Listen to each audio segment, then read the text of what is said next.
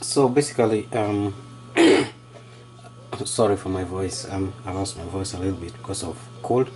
Now, this is the holder that comes with the 2003 to 2007 Honda Accord, and these are the clips that holds it in place. As you can see right here, these are very fragile and they break out very easily. I had to go and look for a spare one because I broke mine when I was working on it. Now the edges, if you can see over here, are a little elevated for the custom speaker, which I removed from this bracket. So I had to kind of chop the edges off, and what I did basically was just to take this wire cutter and I just cut it all around and removed all of it. So that way I'm going to fit my speakers that I got. Basically I got some cheap Kenwood speakers from Best Buy, and I'm going to try and see if I can fit it onto this bracket like this, and then I'll put it onto the doors panel for the Honda Accord.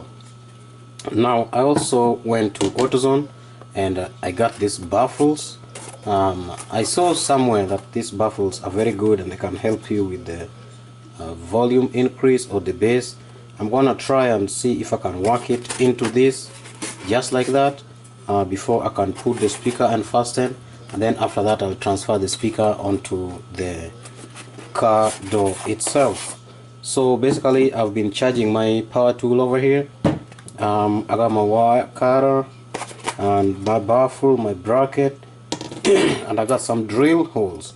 Now basically these drill holes will help me to make holes onto this bracket so that I can fasten my speaker plus the baffle onto it. Plus I got some screws too that I'm going to use and see if these screws can hold the speaker. But you have to be careful because some of the screws might be longer, so you just want to make sure it's not longer than the bracket length, because this goes to the door panel and this is where you put your screw holding the speaker. So basically I'm gonna go ahead and do that, and I'll fast forward and then get back to you when I've drilled the hole, when I'm putting the speakers in place.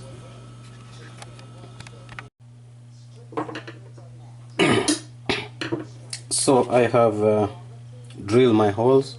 Now that you can see right there is the hole. I jammed the baffle and I'm going to put my speaker on top of it and just kind of tighten it through the hole. Okay, just to hold it enough, just to make sure it's good. I'm going to look for my other hole, which is over here. You don't know if you can see that, and I'm going to use this hole over here. I decided to use just 2 screws because it's a pain to drill through this, and also the speaker is not fitting 100%, so I believe it's not so much power, so 2 screws should be able to hold it good. But we'll see how it goes. Right now I'm gonna struggle and hopefully see if I can, there we go, if I can fit this in here. And oh, I wish it was easier. Come on, there we go. Yeah, I'm gonna try and see if I can fit it in. Oh sorry, I'm out of view. Okay, so yep, got it. So I'm gonna try and tighten it through there. So I won't turn it fully, but so that I'll use this and that screw, and that will hold it on. So that's the baffle that I put on the speaker, and this will go onto the door. I'm not planning on shaving this anyway, because they just provide cushion and also prevent any vibrations, or metal to plastic or plastic to metal vibration. So I'm just gonna leave it there. Plus it's very light, it's not gonna affect anything. What to bear in mind is that once you put this, the whole back of the speaker is enclosed and you won't be able to put your wiring. So I decided to put a small hole over here, you can see that, where my wires will come in through, and then I'll connect it with the speaker, and then after that then I'll just jam it onto the door panel, and then we'll test it and see if there's any change. Plus there's going to be a difference because this is a better speaker than the stock, which is kind of a trash speaker. I don't know why they put those anyway. So I'll fast forward and let you guys know when I'm fixing it onto the car, and then we'll test it and see how it works. So basically this is where the speaker goes in the car.